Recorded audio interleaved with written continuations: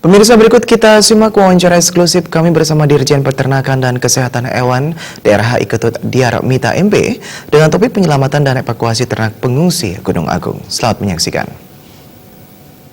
Om Swastiastu. Salam Indonesia, pemirsa, apa kabar Anda? Kembali berjumpa dengan saya, Juro Jumiwi, dalam program wawancara eksklusif. Pemirsa, seperti yang kita ketahui bahwa potensi atau kualitas keunggulan sapi Bali ini luar biasa, sudah diakui oleh nasional maupun internasional. Namun ada beberapa hal yang perlu Anda ketahui, dan untuk itu pada kesempatan kali ini saya sudah bersama dengan Dirjen Peternakan dan Kesehatan Hewan Kementerian Pertanian Republik Indonesia, yaitu Bapak Dr. Hewan Iketut Diar Mita MP. Om Swastiastu, Rahajeng Pak Dirjen, Sapuna Pigater Pak, becek seger sekali, selamat tahun baru. Ini kita bangga, ini kita punya Dirjen Putra Bali. Dan pada kesempatan hari ini kita akan berbincang-bincang tentang peternakan Bali, lebih mengkhusus Pak Dirjen. Jadi kalau situasi terbaru di 2017 kita tahu bahwa aktivitas Gunung Agung itu meningkat dan ada efek. Terutama kalau kita cermati penanganan ternak, hewan ternak dari pengungsi itu. Kalau Pak Dirjen lihat seperti apa? Sudah maksimalkah dari Pemprov Bali maupun Pemkab Karangasem? Jadi saya pertama kali ucapkan terima kasih kepada seluruh kawan-kawan di dinas, provinsi, kabupaten, kemudian kawan-kawan di Jakarta, di pusat. Dan kita juga perlu sujud syukur karena Gunung Agung ini kan mulai mereda. Iya, betul. Lebih tenang. Ya, artinya kita tidak terlalu panik gitu menghadapinya. Nah, terkait dengan ternak-ternak kita itu yang di daerah radius 6 kilo, dulu yang ditetapkan 12 kilo, itu kita prioritaskan tangani bagaimana petani itu tidak panik untuk menangani ternaknya, terutama dalam evakuasi dan bagaimana memelihara ternak mereka agar mereka tidak kesusahan mencari pakan. Iya. Nah, dari situ kita siapkan kira-kira 16 titik penampungan. Ada 12 di Karangasem sendiri, kemudian ada 4 titik di Kabupaten Bangli, Klungkung, dan Buleleng. Terdekat dari? Ya, terdekat dari situ. Artinya arah pengungsi itu kita bagi-bagi, cari yang terdekat gitu. Nah, yang kita ungsikan itu ternak, itu evakuasi ternak itu adalah ada sapi yang target kita itu sebenarnya 14.000, tetapi baru kita bisa ungsikan sekitar 11.200 sampai dengan per detik ini. Detik ini. Tapi karena tensi Gunung Agung itu sudah mulai turun, jadi yang radius 12 kilo itu kita berikan untuk kembali. Kemudian sapi-sapinya ada juga yang dijual, iya. yang terutama saya sarankan yang jantan yang dijual dengan harga yang layak. Dengan harga sudah ditetapkan oleh pemerintah daerah di Bali. Jadi dengan demikian jangan sampai petani kita itu tertipu terhadap harga.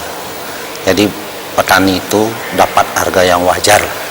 Itu yang saya harapkan. Baik, dan itu sudah dilakukan? Sudah. Ya, kalau Pak Dirjen lihat ini masih ada hal-hal yang bisa ditingkatkan lagi mungkin terkait dengan penanganan, karena kalau kita ketahui status Gunung Agung ini belum ada kepastian ya. Ya. Jadi masih mungkin maraton dan mungkin masih menjadi satu pertanyaan atau kekhawatiran dari penduduk pengungsi terutama.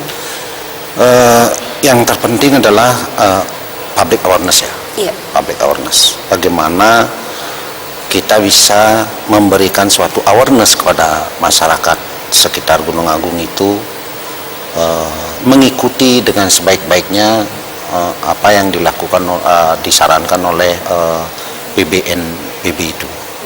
Jadi termasuk dengan ahli geologi, karena beliau lah yang paling mengetahui gerak-gerik gunung gitu, gerak-gerik gunung. Nah, untuk itu kita harus petani kita sadar nanti ketika benar-benar situasi itu di luar dugaan, misalnya siapa lari kemana dan membawa apa, dia sudah siap gitu. Itu sudah menjadi pengetahuan bawah sadar. Nah, terkait pakan ternak, kita sebenarnya sudah prioritaskan sampai bulan Februari cukup. Februari 2018. Ya. Jadi 2 bulan ini masih Ya, aman. ada konsentrat pakannya itu, ada hijauan pakan ternak. Jadi kita jamin bahwa peternak itu tidak kesulitan mencari pakan ternak. Baik. Nah, Pak Ketut, kalau masih berbicara tentang peternakan, Ya. potensi peternakan Bali sendiri secara umum untuk tahun 2018 ini seperti apa, Pak? Saya melihat Bali ini kan dari dulu memang sebenarnya daerah swasembada daging ya. Jadi Bali, NTB, NTT itu adalah daerah yang swasembada daging. Artinya mereka selalu mengeluarkan sapi dari daerahnya. Gitu. Terkait dengan sapi Bali, memang passion sapi Bali itu ya di Bali gitu. Jadi itu sudah rahmat Tuhan itu. Ya. Jadi kalau dipelihara di tempat lain akan tidak seperti salak Bali lah gitu. Paling bagus salak Bali kan di Karangasem gitu. Kalau kita pelihara di tempat lain nih hidup, tetapi tidak seenak yang di Karangasem gitu. Ya. Itu saya kira. Baik. Berarti potensinya masih sangat baik di Sangat baik, 2018. sangat baik. Nah, untuk langkah-langkah sendiri dari Direktorat Jenderal Peternakan, Saya sebenarnya memberdayakan. saya sebenarnya berusaha untuk sekarang ini bagaimana memperbaiki mutu genetik ya. Mutu genetik. Ya, mutu genetik sapi.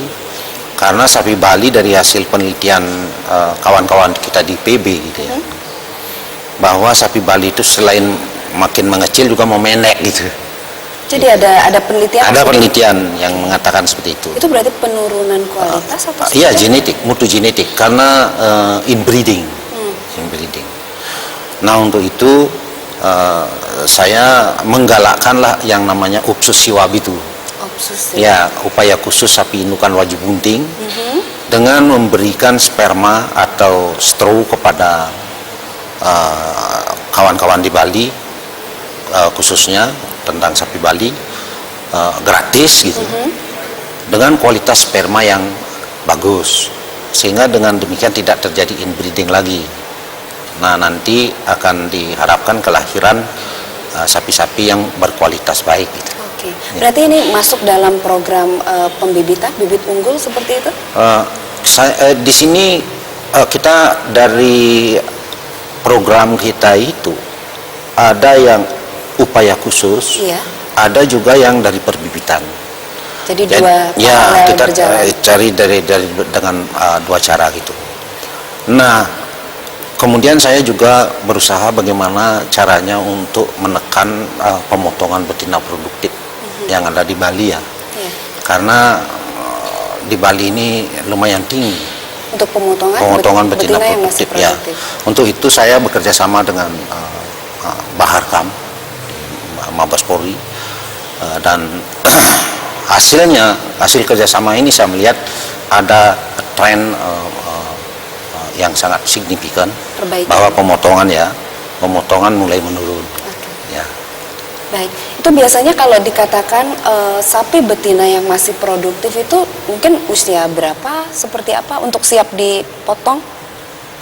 Sebenarnya sapi bukan usia produktif ya. Yang dipotong itu adalah yang tidak produktif Yang lagi sudah boleh. tidak produktif ya. Jadi sebenarnya usia 7 sampai 8 tahun. 7-8 sudah bisa. Sudah boleh ya. Berarti di bawah itu Di bawah itu masih tidak boleh, produktif. masih dianggap sapi darah. Ya, baik, Ya, baik. jadi dia masih bisa menjadi aseptor. Baik, nah Pak Dirjen, ini terkait dengan pembibitan. Ya. Bagaimana upaya dari Dirjen dalam hal ini untuk menjaga kemurnian kualitas bibit sapi Bali yang sudah diketahui ini keunggulannya? Ya, kita sebenarnya kan mempunyai UPT perbibitan di Hulukan ya, Iya. yang disebut dengan BPTU HMT sapi Bali. Maksudnya Balai Ternak Unggul dan hijauan pakan ternak sapi Bali, yang itu khusus untuk menangani sapi Bali. Sapi Bali. Ya, artinya sapi Bali ini adalah plasma nupah yang perlu kita lindungi dan serius kita lakukan perlindungan ini. Gitu. Baik. Ya. Baik. Nah, sedikit lagi Pak Dirjen, kalau kita melihat ini kan kualitas daging sapi Bali itu sudah terkenal. Nah, apa yang membuat daging sapi ini kok agak sulit bersaing dengan daging impor? Seperti apa itu? Saya sebenarnya melihatnya itu soal rasa ya. Ya. Soal rasa.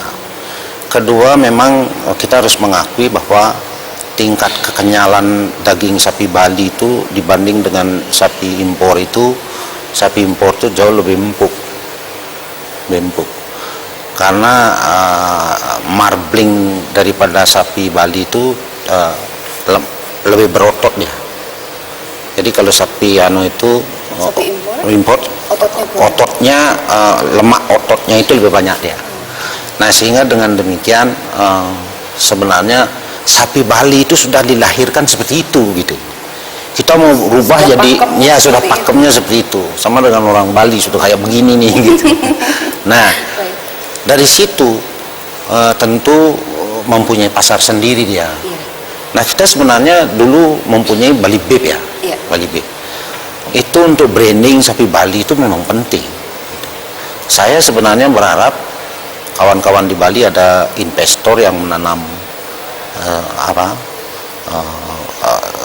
investasinya di Bali terkait dengan bagaimana supaya orang tidak membawa sapi ke luar Bali, tetapi membawa daging gitu.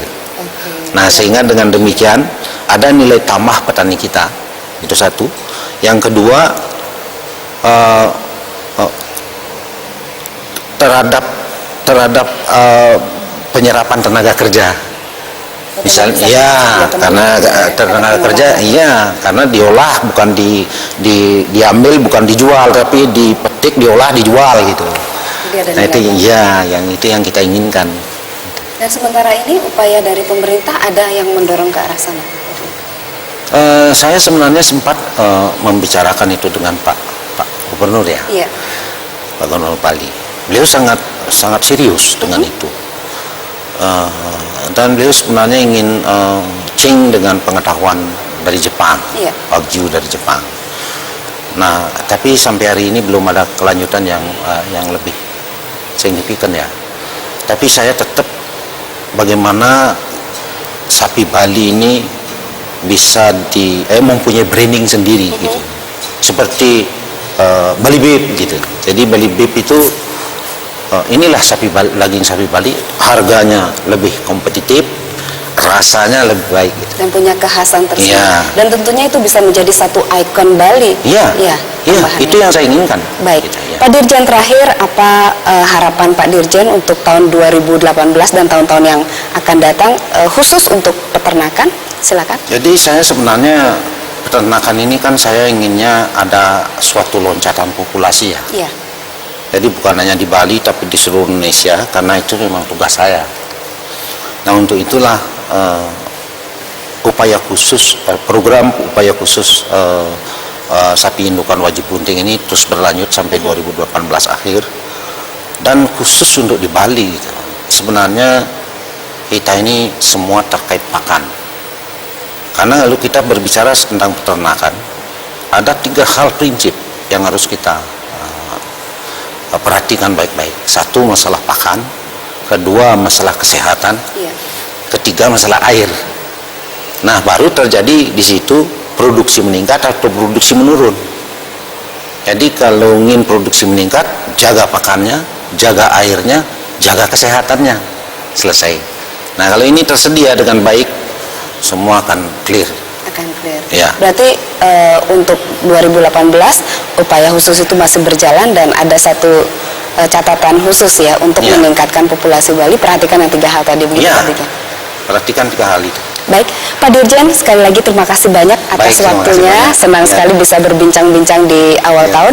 Sekali lagi selamat tahun baru, selamat menjalankan tugas. Mudah-mudahan tugasnya 2018 semakin lancar. Amin. Astengkara. Terima kasih. Baik pemirsa, demikian tadi bincang-bincang eksklusif kita bersama Dirjen Peternakan dan Kesehatan Hewan Kementerian Pertanian Republik Indonesia. Saya Joro Jumiwi pamit undur diri, saya tutup dengan para mesanti. Om Santi Santi Santi Om.